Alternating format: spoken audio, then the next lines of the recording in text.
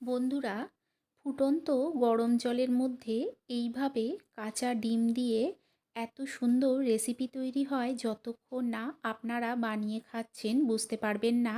আর এই রেসিপিটা ভাত রুটি দুটোর সঙ্গেই খেতে কিন্তু ভীষণ ভালো লাগে। তাহলে চলুন দেরি না করে দেখে নেওয়া যাক যে ফুটন্ত জলের মধ্যে কাঁচা ডিম দিয়ে আমি এই রেসিপিটা কিভাবে বানাই। এটা বানানোর জন্য এখানে দেখুন আমি নিয়ে নিয়েছি একটা পেঁয়াজ আর দুটো ছোট সাইজের টমেটো। আমার এখানে একটাই পেঁয়াজের প্রয়োজন হবে। দেখুন পেঁয়াজটাকে প্রথমে ঠিক এইভাবে কেটে নেব। তবে এই রেসিপিটা আপনারা যতটুকুনি পরিমাণে বানাবেন সেই অনুযায়ী পেঁয়াজ টমেটোটা বাড়িয়ে নিতে পারেন। দেখুন সমস্ত পেঁয়াজগুলোকেই আমি ঠিক এই রকমভাবে একদম কুচি কুচি করে কেটে নেওয়ার চেষ্টা করব।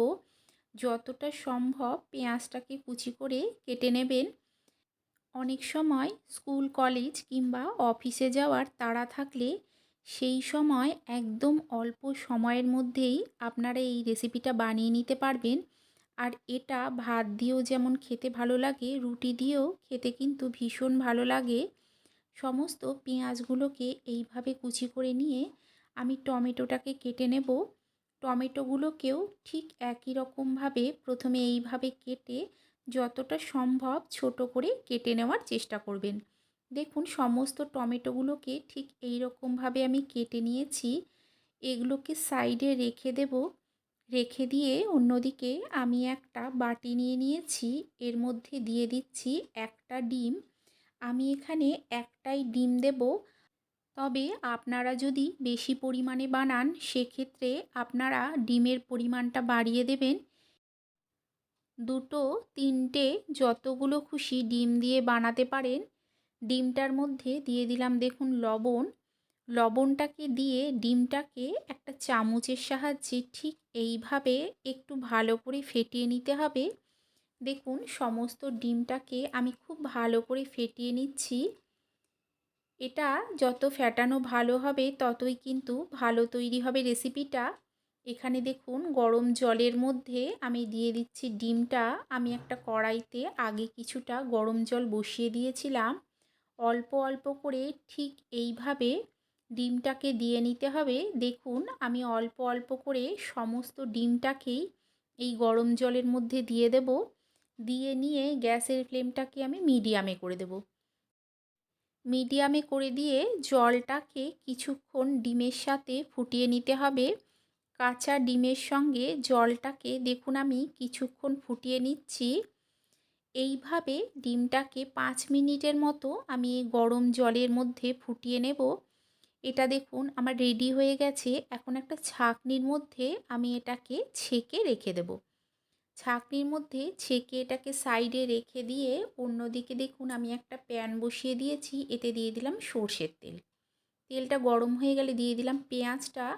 পেঁয়াজটা দিয়ে অল্প কিছুক্ষণ পেঁয়াজটাকে ভেজে নেব। ভেজে নিয়ে এর মধ্যে দিয়ে দিচ্ছি দেখুন আমি একটা মিডিয়াম সাইজের ছোট টুকরো করে কেটে নেওয়া আলু। আলুগুলোকে আমি আলু ভাজার মতো কেটে নিয়েছি। দিয়ে দিলাম লবণ আর দিয়ে দিলাম হলুদ। লবণ আর হলুদ দিয়ে আলুটাকে পেঁয়াজের সঙ্গে প্রথমে খুব ভালো করে মিশিয়ে নেব। মিশিয়ে নিয়ে গ্যাসের ফ্লেমটাকে লো টু মিডিয়ামে করে এটাকে আমি কিছুক্ষণ ভেজে নেব। তবে হাইতে করে ভাজবেন না, এতে কি হবে আলুটা ভাজা ভালো হবে না।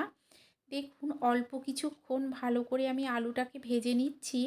এখন এতে দিয়ে দিলাম কেটে রাখা টমেটোটা।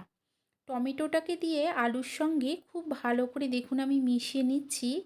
মিশিয়ে আরও কিছুক্ষণ এটাকে হতে দিতে হবে যাতে টমেটোটা একদম নরম হয়ে যায়। আরও কিছুক্ষণ দেখুন আমি ভেজে নিয়েছি। টমেটোটা অনেকটাই নরম হয়ে চলে এসছে।